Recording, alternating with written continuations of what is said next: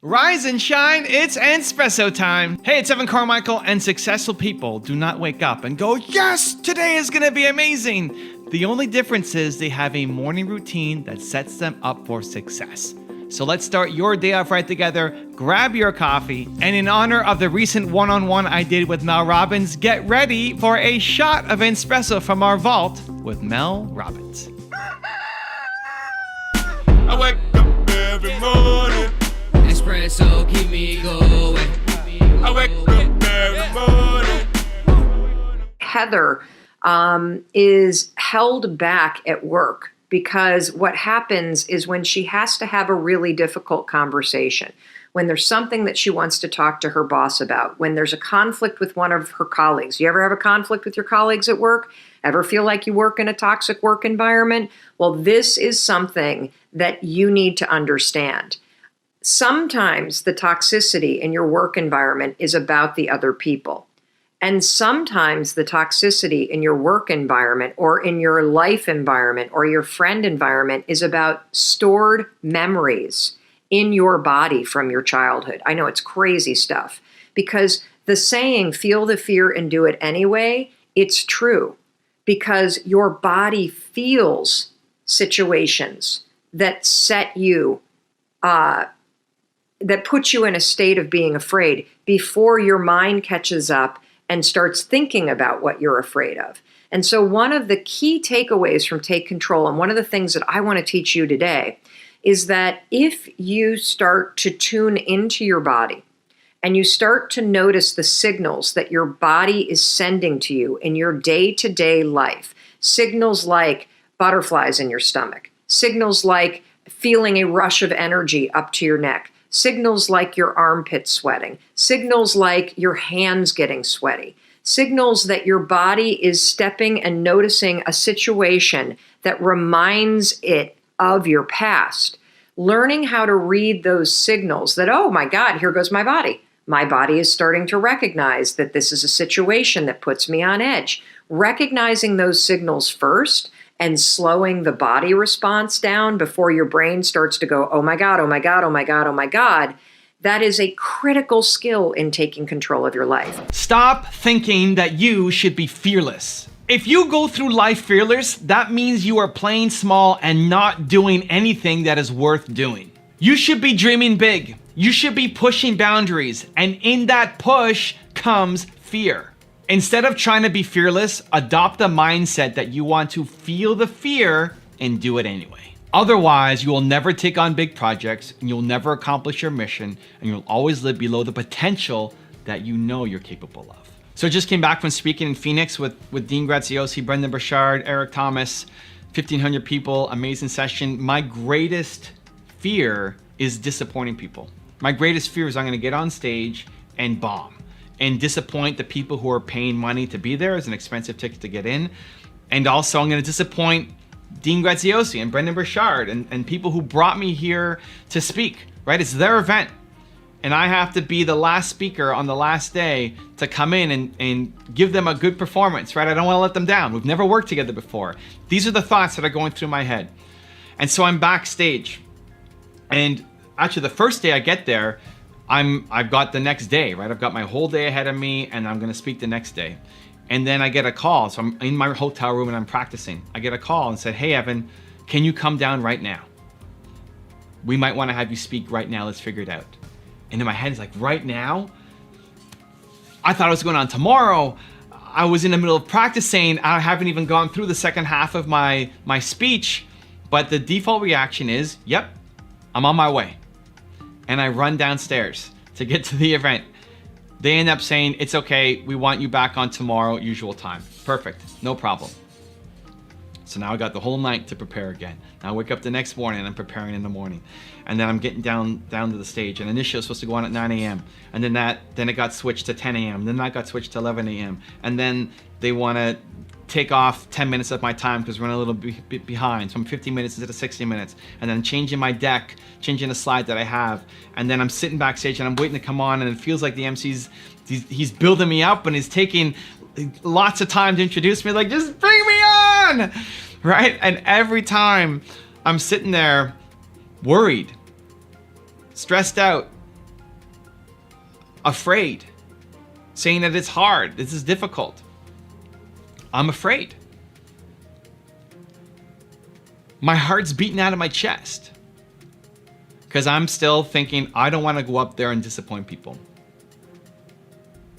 But instead of being fearless, it's like, no, I'm afraid. And this is the best because everything I want is on the other side of this fear. And I'm going to go off and I'm going to do the best that I have. And every new thing that comes at me, they kept saying, man, you're so easy to work with. You're so easygoing. Yep. Meanwhile, like I'm panicking and freaking out inside. And it's not about putting on a show. It's not about showing people that I'm afraid. It's about me telling myself that I do difficult things. Some people say when you are nervous, tell yourself that you're excited because it's the same feeling inside you that when you're about to go on stage or have a big call or do something that you're afraid to do, you're nervous, tell yourself you're excited. I don't want that. I tell myself I'm nervous and I do things that make me nervous. I love that I do things that make me nervous. I build my self-esteem and self-respect and self-pride from jumping in on the things that make me nervous. You want to do things that make you nervous. And so I got on stage and did a pretty good job. We had a little miscommunication on the ending and flubbed it a little bit, but I get backstage and Brendan Burchard's running back like, oh my God, you crushed it. So much energy. I love that guy. And now I'm on to the next thing. And if there's nothing in my calendar ahead that is scary, difficult, hard, that makes me feel afraid, then I'm not growing.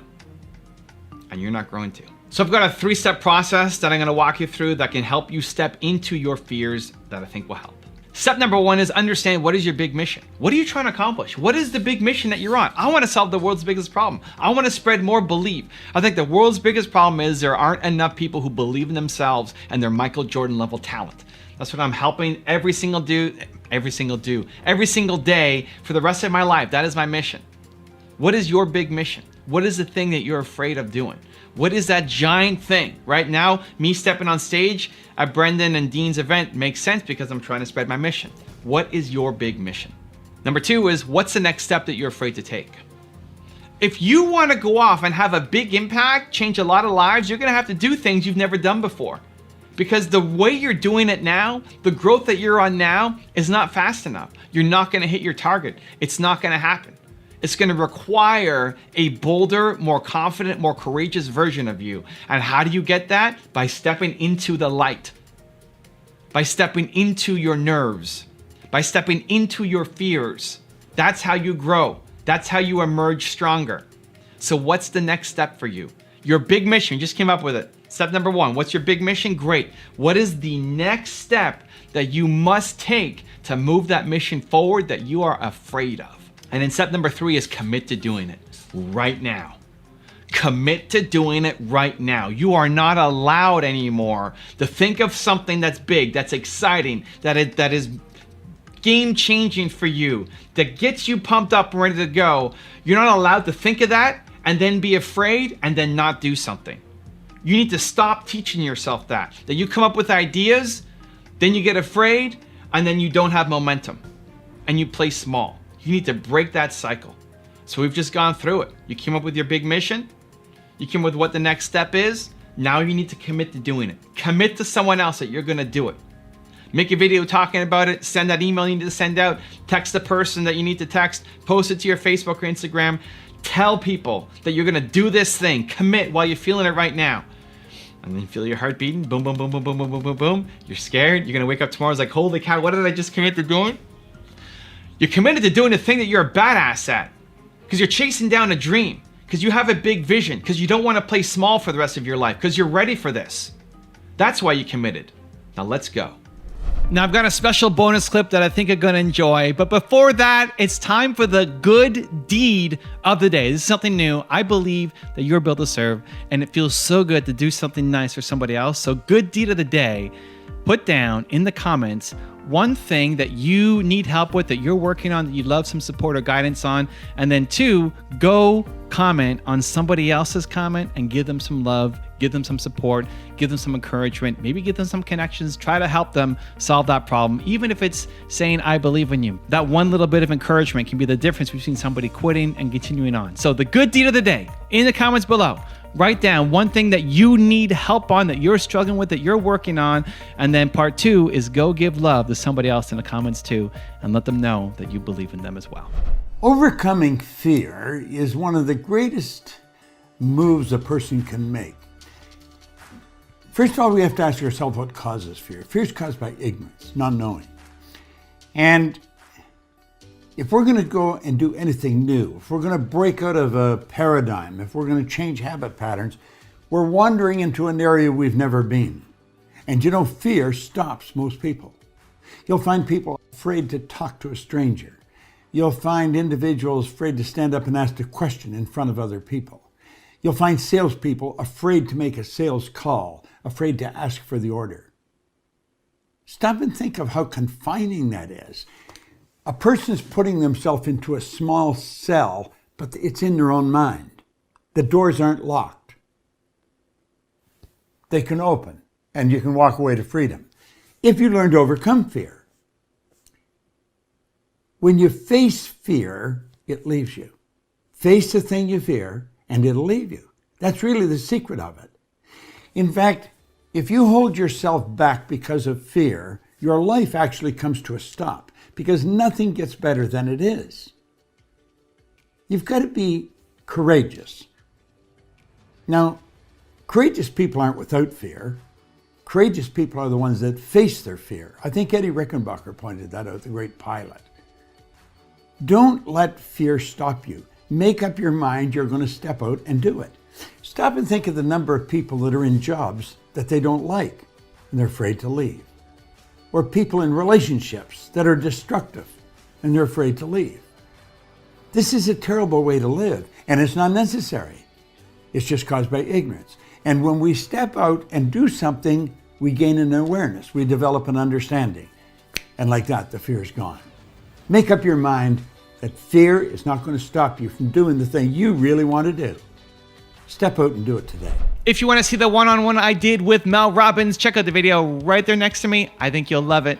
Continue to believe, and I'll see you there. I hate you, Evan. I hope you lose, Evan. I hope your business goes bankrupt, Evan. Evan, you're a terrible person. I spent the first 40-some years of my life trying to be somebody else.